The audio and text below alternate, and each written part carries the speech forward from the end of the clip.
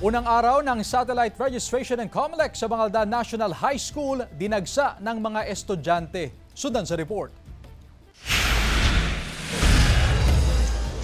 Alas 8 pa lang ng umaga kanina, ganito nakahaba ang pila ng mga estudyante sa unang araw ng satellite voter registration sa Bangaldan National High School. Hindi inaasahan ng COMELEC ang dagsa ng mga estudyante dahil marami na ang nagparehistro sa unang 3 araw ng voter registration. Nauna mo po yung encoder natin. Basta hindi po mag-fail yung mga gadgets natin, machine natin, makikita po natin more or less 300 plus. Kabilang sa maagang pumila para magparehistro ang 18 anyos at first-time voter na si Jerome Valdez. Malaking bagay sa kanya na sa eskwelahan ay sinagawa ang voter registration. Maraming tao pero madali lang naman po.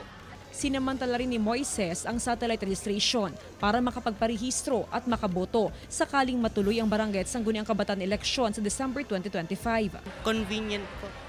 Mas madali pong puntahan. Tas yung location po is alam na po ng karamihan.